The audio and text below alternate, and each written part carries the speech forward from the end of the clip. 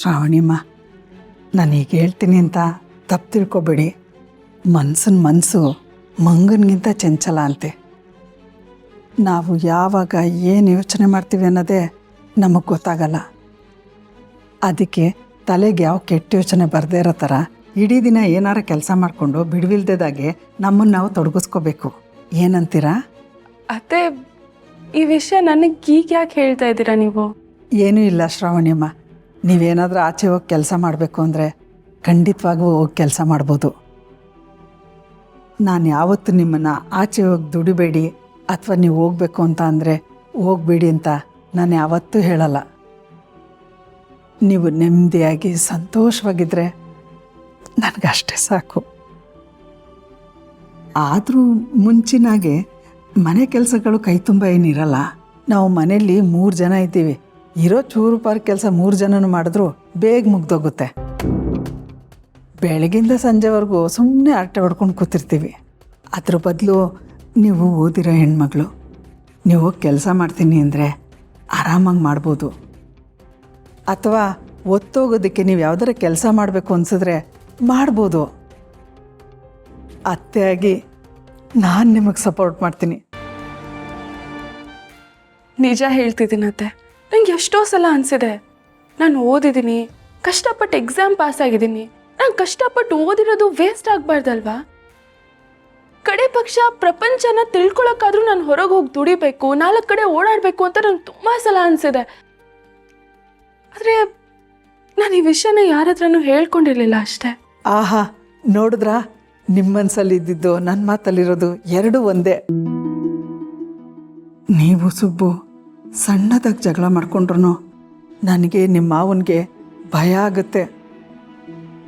ಸುಬ್ಬು ಆದರೆ ದಿನ ಪೂರ್ತಿ ಆಚೆ ಇರ್ತಾನೆ, ಆದರೆ ನೀವು ಮನೇಲೇ ಇರ್ತೀರ.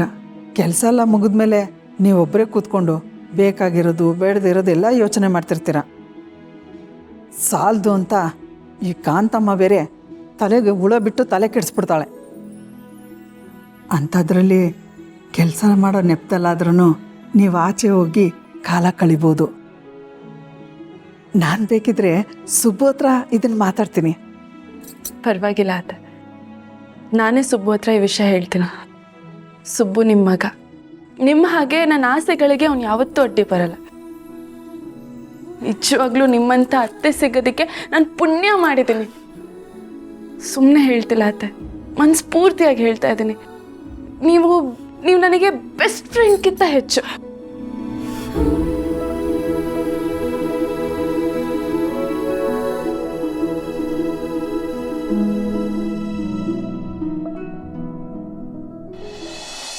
ನಿನ್ನ ಮನ ಸೇರಿತು ನಿನ್ನ ನನ್ನ ಅಣ್ಣ. ಸುರೇಂದ್ರ, ಬಾ ಕೂತ್ಕೋ. ಏನಣ್ಣ, ಇತ್ತೀಚೆಗೆ ಯಾವಾಗಲೂ ಖುಷಿಯಾಗಿರ್ತೀಯ, ನಗ್ನಗ್ತಾ ಇರ್ತೀಯ, ಒಬ್ಬೊಬ್ಬನೇ ಹಾಡ್ತಿರ್ತೀಯ, ಏನು ಸಮಾಚಾರ? ಅಲ್ಲ ಕಣೋ, ನಾನು ಬೇಜಾರು ಮಾಡಿಕೊಂಡು ಮೂಲೆಯಲ್ಲಿ ಕೂತ್ರೆ ಕಾರಣ ಕೇಳಬೇಕು. ನಗ್ನಗ್ತಾ ಇರೋದಕ್ಕೂ ಕಾರಣ ಬೇಕೇನ? ಹೌದಣ್ಣ, ಖುಷಿಯಾಗಿರೋಕ್ಕೆ ಕಾರಣ ಬೇಕಿಲ್ವಾ? ಹಾಗಾದರೆ ನಿನಗೆ ಖುಷಿಗೆ ಕಾರಣ ಇಲ್ಲ ಅಂತ ಹೇಳ್ತಿದ್ದೀಯ. ಹೋಗಲಿ ಬಿಡು, ಕಾರಣ ನಿನಗೆ ಗೊತ್ತಿದೆಯೋ ಅಥವಾ ಗೊತ್ತಿದ್ದು ನಮ್ಗೆ ಹೇಳ್ತಿಲ್ವೋ ಅದೆಲ್ಲ ಬೇಡ, ಒಟ್ಟಿನಲ್ಲಿ ಖುಷಿಯಾಗಿದೆಯಲ್ಲ ಅಷ್ಟು ಸಾಕು. ಬಾವಾ, ಕಾಫಿ. ವಂದನಾ, ಏನು ಮಾಡ್ತಿದ್ಯಾ? ಅಣ್ಣ ಕಾಫಿ ಕುಡಿಯಲ್ಲ, ಗ್ರೀನ್ ಟೀ ಕುಡಿಯೋದು. ಇಲ್ಲ ಕಣ, ದಿವ್ಸಕ್ಕೆ ಒಂದ್ಸಲ ಕಾಫಿ ಕುಡಿಯೋದಕ್ಕೆ ಓಕೆ ಆಗಿದೆ. ಓ, ಪರ್ಮಿಷನ್ ಸಿಕ್ಕಿದೆಯಾ? ಹಾಗಿದ್ರೆ ಪರವಾಗಿಲ್ಲ, ಕುಡಿ. ನಿಮ್ಮಿಬ್ಬರ ಮಧ್ಯೆ ಬರೋದಕ್ಕೆ ನಾವ್ಯಾರು? ಅಂದ್ರೆ ಏನು ಹೇಳ್ತಿದ್ಯಾ? ಅಲ್ಲಣ್ಣ, ನೀನು ಏನು ಕುಡಿಬೇಕು, ಏನು ತಿನ್ನಬೇಕು ಅಂತ ಜಾನಕಿಯವ್ರ ಪರ್ಮಿಷನ್ ತಗೋತೀಯಲ್ಲ, ಅದಕ್ಕೆ ತಿನ್ನೋ ವಿಷಯದಲ್ಲಿ ಮತ್ತು ನಿನ್ನ ಆರೋಗ್ಯದ ವಿಷಯದಲ್ಲಿ ನಿಮ್ಮಿಬ್ಬರ ಮಧ್ಯೆ ಬರೋದಕ್ಕೆ ನಾವ್ಯಾರು ಅಂತ ಹೇಳಿದೆ ಅಷ್ಟೇ ಅಲ್ವಾ ವಂದನಾ? ಹೌದೌದು, ಜಾನಕಿ ಅವ್ರು ಬಂದು ಹೋದ್ಮೇಲೆ ಬಾವಂಗೆ ಹೆಲ್ತ್ ಮೇಲೆ ಕಾಳಜಿ ತುಂಬ ಜಾಸ್ತಿ ಆಗಿದೆ. ವಾಕಿಂಗು, ಜಾಗಿಂಗು, ಪ್ರಾಣಾಯಾಮ, ಅದು ಇದು ಅಂತ ಏನೇನೋ ಮಾಡ್ತಿರ್ತಾರೆ. ಊಟದ ವಿಷಯದಲ್ಲಂತೂ ಕೇಳೋದೇ ಬೇಡ, ಒಂದೇ ಒಂದು ಅಗ್ಲೂ ಹೆಚ್ಚಾಗಿ ತಿನ್ನಲ್ಲ. ವಂದನಾ, ಶಂಕದಿಂದ ಬಂದ್ರೇನೆ ತೀರ್ಥ ಅನ್ನೋ ಗಾದೆ ಮಾತನ್ನ ಕೇಳಿಲ್ವಾ? ಹೇಳಿದ್ರೇನೆ ಮುಖದಲ್ಲಿ ನಗು ಮನಸ್ಸಲ್ಲಿ ಸಂತೋಷ ಬರೋದು. ಸುರೇಂದ್ರ, ಇತ್ತೀಚೆಗೆ ನೀನು ವಿಚಿತ್ರವಾಗಿ ಮಾತಾಡ್ತಾ ಇದೀಯ. ನಿನ್ನ ಮಾತಿಗೆ ಬರೀ ಒಂದು ಅರ್ಥ ಇರಲ್ಲ. ಅಣ್ಣ, ನೀನು ಖುಷಿಯಾಗಿರೋದಕ್ಕೆ ಕಾರಣ ಇಲ್ಲ ಅಂದಮೇಲೆ ನಾನು ವಿಚಿತ್ರವಾಗಿ ಮಾತಾಡೋದಕ್ಕೂ ಕಾರಣ ಇಲ್ಲ ಅನ್ಸುತ್ತೆ. ಎಲ್ಲದಕ್ಕೂ ಕಾರಣ ಹುಡುಕ್ತಾ ಕೂರಬಾರ್ದು. ಕಾಫಿ ಕುಡಿ. ಇಲ್ಲ, ಇನ್ನು ಹೆಚ್ಚು ದಿನ ನಾನು ನನ್ನ ಮತ್ತು ಜಾನಕಿ ಅವ್ರ ವಿಷಯನ ಮುಚ್ಚಿಡೋಕ್ಕಾಗಲ್ಲ. ಸುರೇಂದ್ರನ್ಗೆ ಮತ್ತು ವಂದನಾಗೆ ಅನುಮಾನ ಬಂದಿರೋ ಹಾಗಿದೆ. ಅವರಾಗೆ ನನ್ನ ಕೇಳೋಕ್ಕೆ ಮುಂಚೆ ನಾನೇ ಎಲ್ಲ ವಿಷಯನೂ ನನ್ನ ಹತ್ರ ಹೇಳಿಬಿಡ್ಬೇಕು. ಆಹಾ ಅಣ್ಣ, ಅಂತೂ ಇಂತೂ ನಿನ್ನ ಜೀವನದಲ್ಲಿ ಮತ್ತೆ ಪ್ರೀತಿ ಬಂತು. ಹಳೆ ಪ್ರೀತಿ ನಿನ್ನನ್ನು ಎಳೆ ಹುಡುಗನನ್ನಾಗಿ ಮಾಡಿದೆ. ನಿನ್ನ ರೇಗ್ಸೋಕ್ಕೆ ಇದಕ್ಕಿಂತ ಕಾರಣ ಬೇಕಾ? ಬಾವ ಕಾಫಿ ಕುಡೀರಿ, ತಣ್ಣಗಾಗ್ಬಿಡುತ್ತೆ.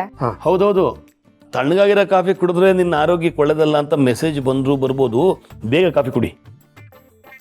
ಅಮ್ಮ ವಂದನಾ, ನಿನ್ನ ಗಂಡಂಗೆ ಸ್ವಲ್ಪ ಕಾಫಿ ಕೊಡು. ಮಾತಾಡಿ ಮಾತಾಡಿ ಗಂಟ್ಲು ಒಣಗೋಗಿರೋ ಕಾಣುತ್ತೆ.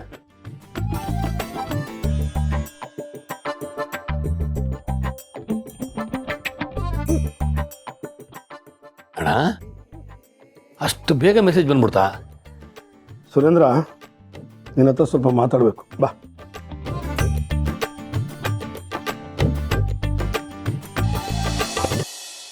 ಪದಣ, ವಿಷಯ ಗೊತ್ತಾಯ್ತಾ? ವಿಷಯನ ಏನದು? ಬಿಸಿ ಬಿಸಿ ಸುದ್ದಿ. ಅಮ್ಮೋರ್ ಮೊಬೈಲ್ ಯಾವಾಗ್ಲೂ ಬಿಸಿ ಆಗಿರೋ ಸುದ್ದಿ. ಬಿಸಿ ಬಿಸಿ ಸುದ್ದಿ ಏನ್ ಹೇಳ್ತಾ ಇದೀವೋ? ಹೂ ಪದಣ, ಅಮ್ಮೋರ್ ಯಜಮಾನ್ರ ಜೊತೆ ಯಾವಾಗ್ಲೂ ಮಾತಾಡ್ತಿರ್ತಾರೆ. ಅದಕ್ಕಿಂತ ದೊಡ್ಡ ವಿಷಯ ಏನ್ ಗೊತ್ತಾ? ಅಮ್ಮೋರ್ಗೆ ಯಜಮಾನ್ರ ಮೇಲೆ ಲವ್ ಆಗಿದೆ. ಈ ವಿಷಯ ನನಗೆ ಗೊತ್ತಿತ್ತು ಕಣೋ, ಈಗ ಕನ್ಫರ್ಮ್ ಆಯ್ತು. ಗೊತ್ತಿತ್ತಾ? ಅದೇಕ್ ಪದಣ? ನಂದಿನಿ ಅಮ್ಮವ್ರನ್ನ ಚಿಕ್ಕ ಮಗು ಆದಾಗಿಂದ ನೋಡ್ಕೊಂಬಂದಿದ್ದೀನಿ. ಅವ್ರನ್ನ ಎತ್ತಾಡ್ಸಿದ್ದೀನಿ. ಅವ್ರ ಮನಸ್ಸಲ್ಲಿ ಏನಿರುತ್ತೆ, ಯಾವಾಗ ಏನು ಮಾಡ್ತಿರ್ತಾರೆ ಅಂತ ನನಗೆ ಗೊತ್ತಾಗಲ್ವಾ? ನಾನು ಇದನ್ನೆಲ್ಲ ಮೊದಲೇ ಅಂದಾಜು ಮಾಡಿದ್ದೆ. ಅವ್ರ ಬಗ್ಗೆ ಆ ದೇವ್ರ ಹತ್ರ ಮಾತಾಡಿದ್ದೆ. ಅಂತೂ ದೇವರು ಅಷ್ಟು ಒಂದ. ಹಾಗಿದ್ರೆ ನಂದಿನಿ ಅಮ್ಮೋರು ಯಜಮಾನ್ರು ಆದಷ್ಟು ಬೇಗ ಒಂದಾಗ್ತಾರಲ್ವಾ? ನನ್ನ ಆಸೆನೂ ಅದೇ ಕಣೋ. ಅವರಿಬ್ಬರು ಒಂದಾದರೆ ದೊಡ್ಡ ಯಜಮಾನ್ರ ಆತ್ಮಕ್ಕೆ ಶಾಂತಿ ಸಿಗುತ್ತೆ. ಲಲಿತಾ ದೇವಿ ಅಮ್ಮವರು ಖುಷಿ ಪಡ್ತಾರೆ. ಎಲ್ಲದಕ್ಕಿಂತ ಹೆಚ್ಚಾಗಿ ಶ್ರಾವಣಿ ಅಮ್ಮವ್ರಿಗೆ ತಂದೆ ತಾಯಿ ಪ್ರೀತಿ ಸಿಗುತ್ತೆ. ಆದರೆ ಅವರಿಬ್ಬರು ಒಂದಾಗೋ ಸನ್ನಿವೇಶ ಆ ದೇವರೇ ಸೃಷ್ಟಿ ಮಾಡಬೇಕು. ರಾಮ ಸೀತೆ ಒಂದಾಗಕ್ಕೆ ಸೇತುವೆನೋ ರೆಡಿ ಆಯ್ತು. ಆದಷ್ಟು ಬೇಗ ಅವರಿಬ್ರು ಹತ್ರ ಆದ್ರೆ ಸಾಕು. ಸರಿ, ಈ ವಿಷಯ ನನಗೆ ಗೊತ್ತಾಗಿದೆ ಅಂತ ಅವ್ರ ಹತ್ರ ಹೇಳ್ಬೇಡ.